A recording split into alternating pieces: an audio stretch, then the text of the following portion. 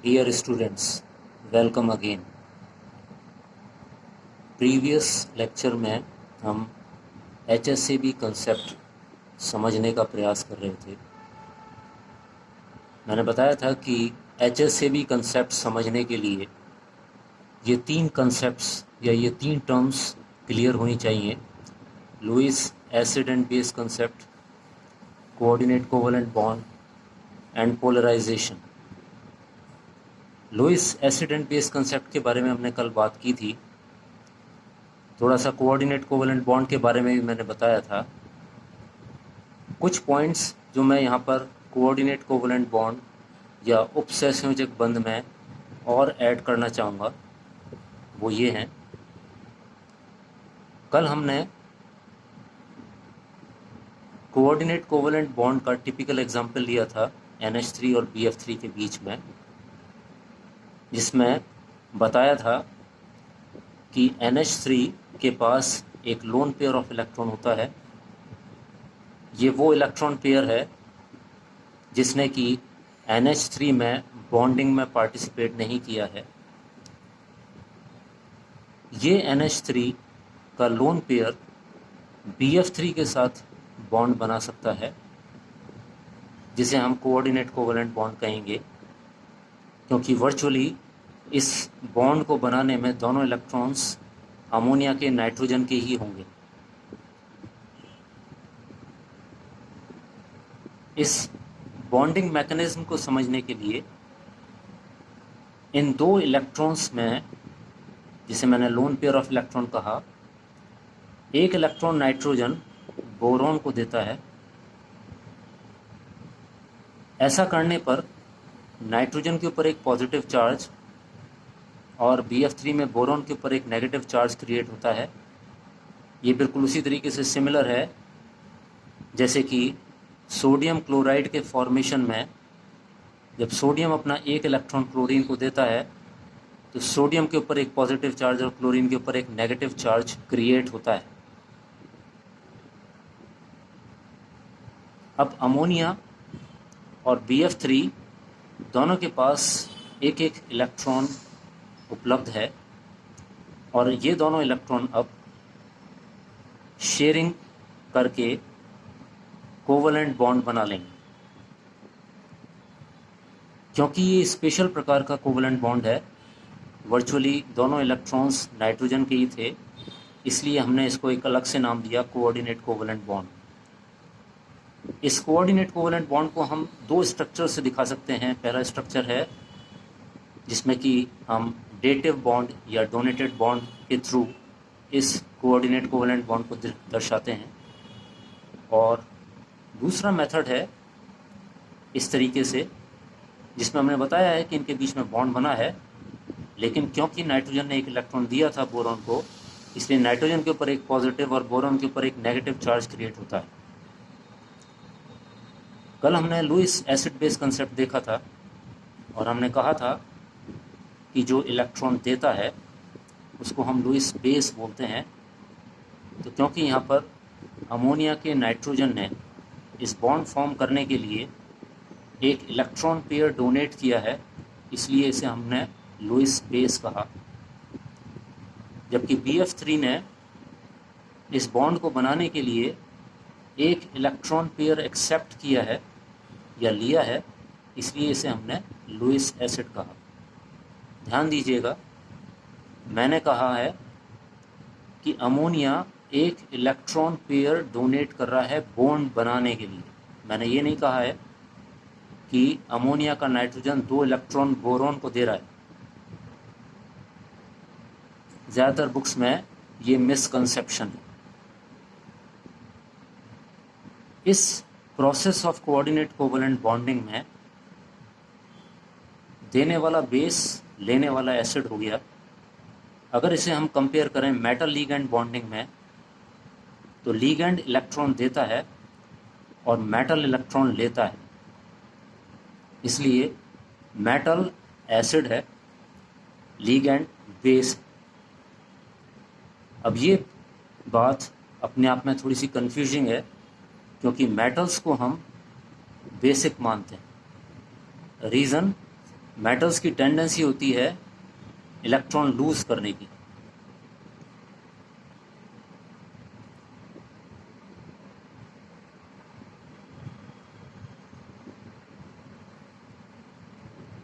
लेकिन यहाँ ध्यान देने वाली बात यह है कि HCl कंसेप्ट में हम मेटल को हमेशा एसिड बोलेंगे इंस्टेड ऑफ बेस, और उसका रीज़न है कि यहाँ पर मेटल पॉजिटिव ऑक्सीडेशन स्टेट में होंगे, और metal in positive oxidation state, से फॉर एग्जांपल लिथियम प्लस, ये इलेक्ट्रॉन डोनेट नहीं कर सकता है, लेकिन ये इलेक्ट्रॉन ले सकता है, कैन टेक इलेक्ट्रॉन। इसलिए यहाँ पर HCl कंसेप्ट में मेटल को हम इंस्टेड ऑफ बेस एसिड बोलेंगे। नेक्स्ट कंसेप्ट है पोलराइजेशन कंसेप्ट।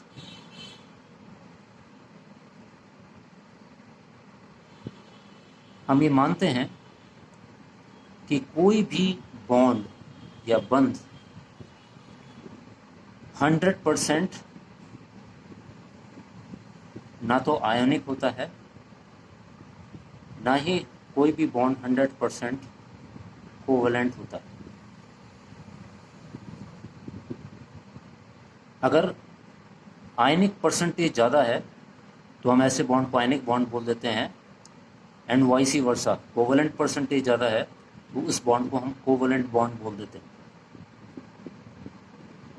लेकिन हमेशा बॉन्ड्स में मिक्सिंग होती है, यानी कि आयनिक बॉन्ड में कुछ मिक्सिंग कोवलेंट बॉन्ड की होती है, या दूसरे शब्दों में आयनिक बॉन्ड में थोड़ा बहुत कोवलेंट करैक्टर होता है। इसी तरीके से कोवलेंट बॉन्ड में कुछ आयनिक करैक्टर्स होते हैं।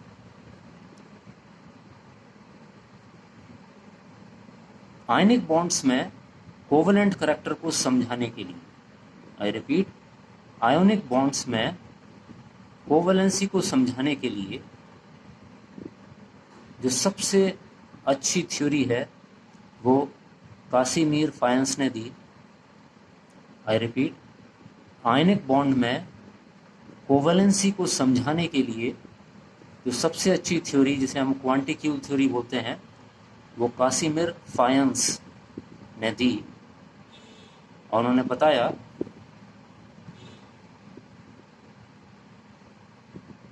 इन दो एग्जाम्पल से इस चीज़ को हम क्लियर कर सकते हैं।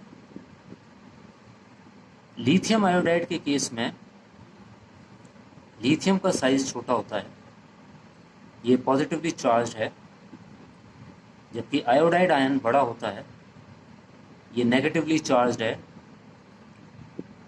क्योंकि आयोडाइड आयन का इलेक्ट्रॉन क्लाउड काफ़ी बड़ा होता है, लिथियम आयन का साइज छोटा है, ये इस आयोडाइड आयन के क्लोज आ सकता है, और क्लोज आने के बाद क्योंकि ये पॉजिटिवली चार्ज स्पीशीज़ है, ये इसके इलेक्ट्रॉन क्लाउड को अपनी ओर खींच सकता है। ध्यान दीजिएगा, लिथियम आयोडाइड जिसे हम आयनिक बॉन्ड मानते हैं, क्योंकि लिथियम ने अपना एक इलेक्ट्रॉन कंप्लीटली ट्रांसफ़र कर दिया आयोडीन के ऊपर, मगर लिथियम के साइज छोटे होने की वजह से इस आयोडाइड के इलेक्ट्रॉन क्लाउड को इसने अपनी ओर खींच लिया है। इसलिए ये हुआ ये कि इलेक्ट्रॉन का complete transfer lithium to iodine नहीं हुआ, बल्कि आयोडाइड का कुछ इलेक्ट्रॉन डेंसिटी लिथियम की ओर शिफ्ट हो गई बिकॉज ऑफ दिस पोलराइजेशन। इसकी वजह से लिथियम आयोडाइड, जो कि एक आयनिक कंपाउंड है या आयनिक बॉन्ड है, उसमें कोवलेंट करैक्टर डेवलप हो जाते हैं। फायंस ने बताया कि जितना कैटायन का साइज छोटा होगा और जितना इस पर ज़्यादा चार्ज होगा, उतना ही ये इफ़ेक्टिवली आयोडाइड आयन को पोलराइज कर सकता है।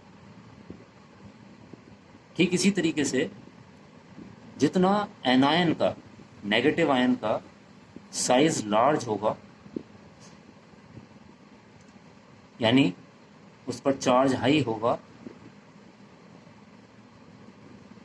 उतना ही उसकी पोलराइजेबिलिटी ज़्यादा होगी, ध्रुवित होने की क्षमता ज़्यादा होगी। और हम बोलेंगे कि पॉजिटिव और नेगेटिव आयंस के बीच में पोलराइजेशन ज़्यादा है, यानी आयनिक बॉन्ड में कोवैलेंसी ज़्यादा। फायंस ने बताया कि न केवल साइज कैटायन और एनायन के पोलराइजेशन को जन्म देते हैं, बल्कि कई बार इलेक्ट्रॉनिक कन्फिगुरेशन भी बड़ा इफेक्टिव रोल प्ले करते हैं।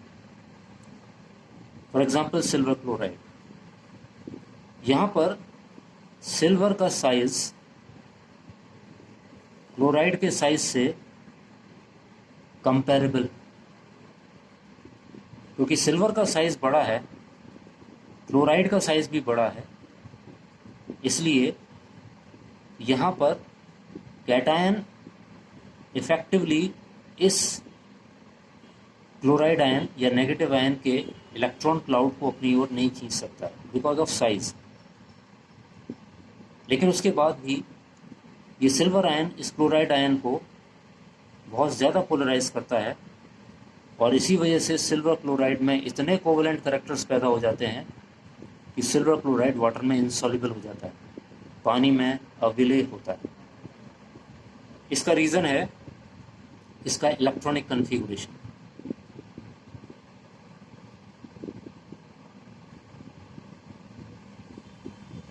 हमें मालूम है कि सिल्वर का आउटर मोस्ट जो इलेक्ट्रॉनिक कन्फिगुरेशन है वो है 4d10।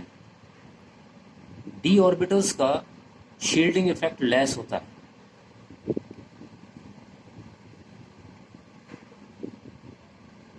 क्योंकि डी ऑर्बिटल्स का शील्डिंग इफेक्ट लेस होता है, इसलिए डी ऑर्बिटल्स का इफेक्टिव न्यूक्लियर चार्ज लार्ज होता है।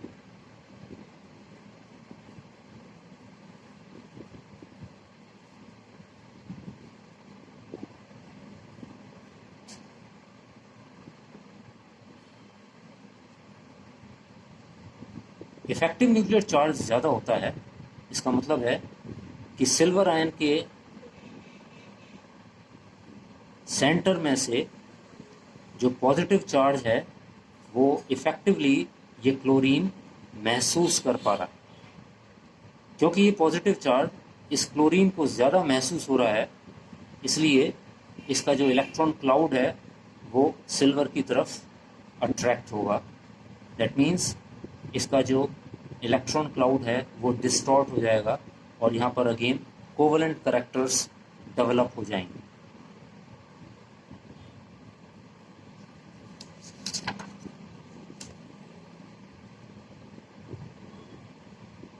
HSAB कंसेप्ट में जैसा मैंने अभी बताया कि मेटल्स को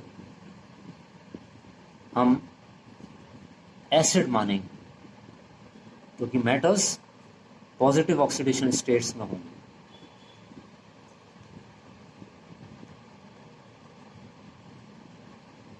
नाइनटीन 1958 में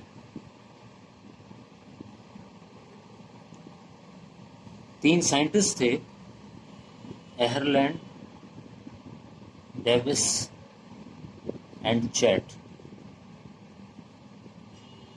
इन्होंने सबसे पहले ये ऑब्जर्व किया कि कुछ लीगेंड्स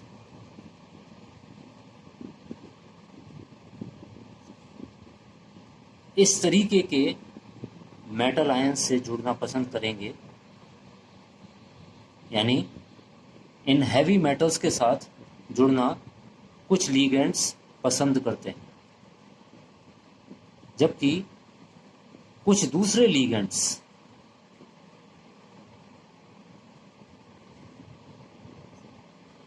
कुछ दूसरे तरीके के मेटल्स जैसे कि बेरिलियम, एल्यूमिनियम 3+, टाइटेनियम 4+, एटसेट्रा के साथ जुड़ना पसंद करते हैं।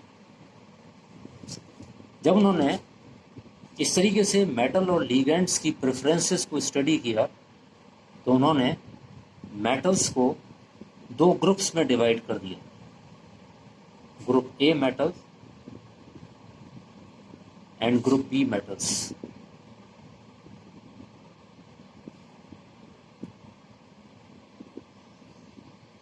ग्रुप ए मेटल्स की कुछ क्वालिटीज़ हैं, इसी तरीके से ग्रुप बी मेटल्स की भी कुछ दूसरी क्वालिटीज़, जैसे कि ग्रुप ए मेटल्स में सभी एल्कलाइन अर्थ मेटल्स, इसके अलावा boron, aluminium, silicon, light transition metals, जैसे कि अभी हमने देखा टाइटेनियम, क्रोमियम, आयरन, कोबाल्ट और H+ इंक्लूड होते हैं। जबकि ग्रुप बी मेटल्स में हायर ट्रांजिशन सीरीज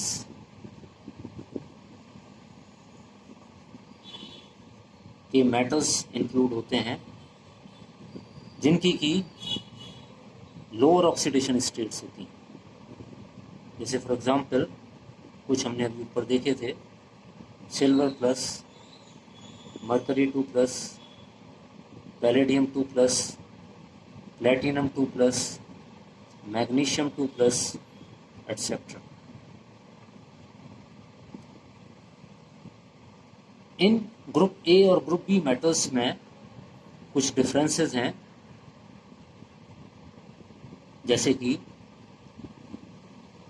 ये ज़्यादातर लाइट और स्मॉल कैटायंस हैं,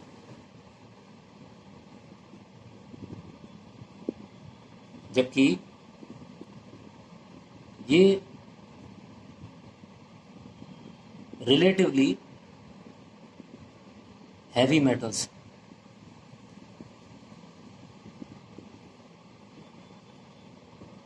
इनके ऊपर हाई ऑक्सीडेशन स्टेट है, या ऑक्सीडेशन या पॉजिटिव चार्ज ज़्यादा है, जबकि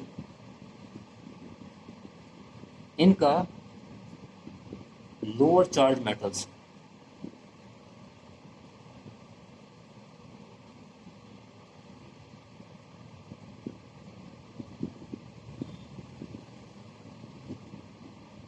ये मेटल्स क्योंकि साइज छोटा है इसलिए नॉन पोलराइजेबल,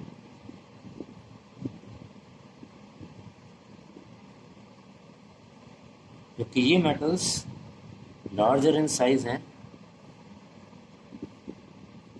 देयरफॉर पोलराइजेबल।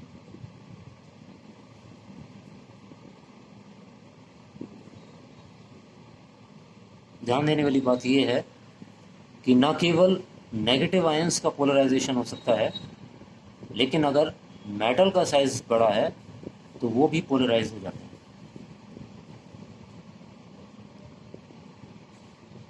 इस तरीके के यानी ग्रुप ए मेटल्स जिन लिगेंड्स के साथ जुड़ना पसंद करते हैं उनके एग्जाम्पल्स हैं R3N, H2O, फ्लोराइड, ETC। जबकि ग्रुप बी मेटल्स की जो चॉइस है वो है R3P, R2S, ETC। Ahrland, Davies and Chatt ने जो मेटल्स का क्लासिफिकेशन किया ग्रुप ए और ग्रुप बी मेटल्स में, इसी कंसेप्ट को पियर्सन नाम के साइंटिस्ट ने आगे बढ़ाया और उन्होंने जो कंसेप्ट दिया उस कंसेप्ट को हम HSAB कंसेप्ट के नाम से जानते हैं। इस HSAB कंसेप्ट को हम अगले लेक्चर में डिटेल में लेंगे। Thank you.